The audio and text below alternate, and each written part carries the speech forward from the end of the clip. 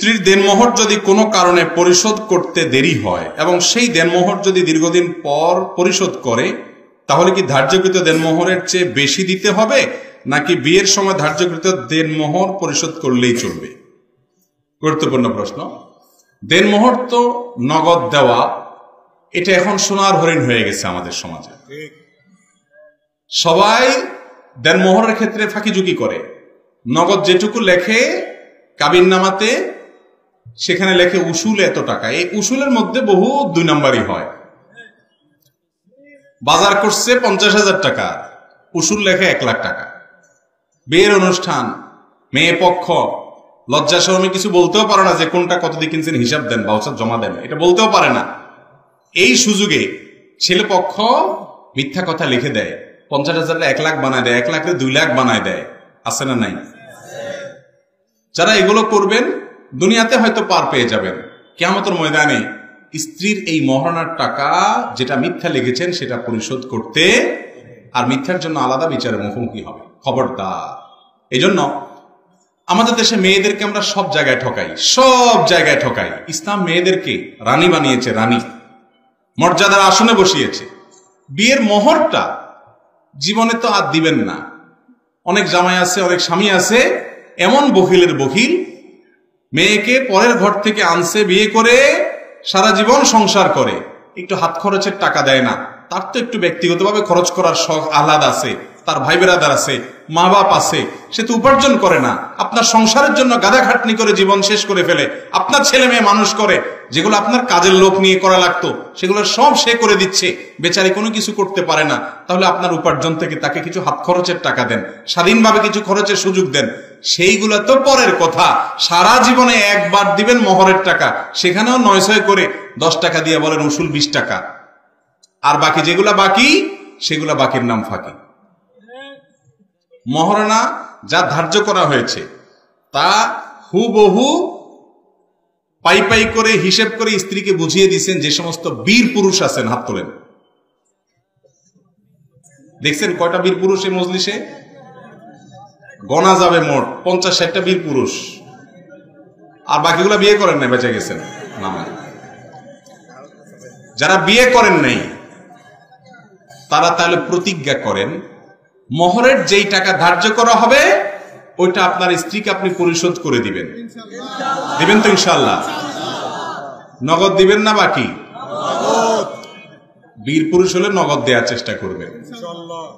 আর বাকির নাম দিয়া এরপরে বছরকে বছর ঝুলায় রাখবেন, এটা করবেন না আল্লাহর রাস্তে। মনে রাখবেন, দুনিয়াতে হতে স্ত্রী কিছু বলবে না। কিয়ামতের দিন ইয়াউমা ইয়াফিরুল মারউ মিন আখিহি ওয়া উম্মিহি ওয়া আবিহি ওয়া সাহিবাতিহি ওয়া বানি, সেদিন কেউ কারোর থাকবে না। এই পয়সা পাই পাই করে আপনার বউ আপনার কাছ থেকে বুঝে নিবে সেদিন। এই জন্য স্ত্রীর মহারণা পরিশোধ করবেন তো ইনশাআল্লাহ? লিখবেন 10 লাখ 1 টাকা, পেটে পাড়া দিলেও 10,000 টাকা বাইর হবে না। এই 2 নাম্বারই করবেন, যা দিতে পারবেন সেটাই লিখবেন। ঠিক আছে না ইনশাআল্লাহ? মেয়ের বাবাদেরও দায়িত্ব আছে এখানে। মেয়ের বাপরা ছেলে বিয়ে দিচ্ছেন, আপনার মেয়ের জামাইয়ের কয় টাকা ইনকাম আপনি তো জানেন। তো 20 লাখ টাকা মোহর কোন আকলে ধরেন, কোন হিসাবে ধরেন? এই ছেলেকে আটকাচ্ছেন। যারা মেয়ের বাবা আছেন শুনে রাখেন, কেন বেশি মোহর ধরেন আমি জানি। মোহর বেশি ধরেন এই জন্য যে আপনারা মনে করেন মোহর বেশি করে ধরলে এই ছেলে আর আমার মেয়ের তালাক দিতে পারবে না। এই চিন্তা না মোহর বেশি ধরে বেশিরভাগ?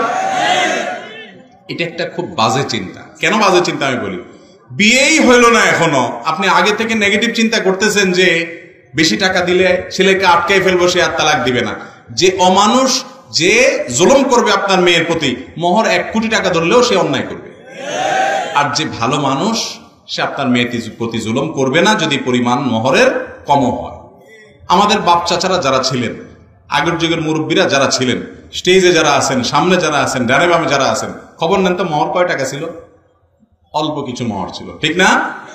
ওনাদের বিয়ে আমাদের চাইতে টেকসই ছিল না আমাদের চেয়ে টেকসই? বেশি টেকসই ছিল না? শুধু টেকসই বেশি? আমি তো বলি সব জায়গায় এখন যুবকরা বউয়ের সাথে এত ইটিস পিটিস, এত মেসেজ আদান প্রদান, এত ফেসবুকে, মেসেঞ্জারে, ইমোতে, হোয়াটসঅ্যাপে, মোবাইলে, সাক্ষাতে, এত কিছু, চাইনিজে নিয়ে যান, বাদাম খাওয়ান, চটপটি খাওয়ান, ফুচকা খাওয়ান, এত কিছু কিনে দেন, এত কিছুর পরও 2 দিন পরে টুনটুন করে বিয়ে ভেঙে যায়। আর মুরব্বীদের জিজ্ঞেস করে দেখেন, সারা বছরে একটা শাড়ি দিতে পারে নাই, সারাদিন বউয়ের চেহারাটাও দেখতে পারে না, কারণ বউয়ের রান্না বাড়া নিয়ে ব্যস্ত আর স্বামীর কাজ কাম নিয়ে ব্যস্ত। ওই রাতে একটু দেখা হয়েছে, ততক্ষণে হারিকেন সব বন্ধ হয়ে গেছে। মেসেজ আদান প্রদান তো পরের কথা, আলগা কোনো মহব্বত দেখানোর সুযোগও বউয়ের সাথে পায় নাই চাচারা, ঠিক না ঠিক?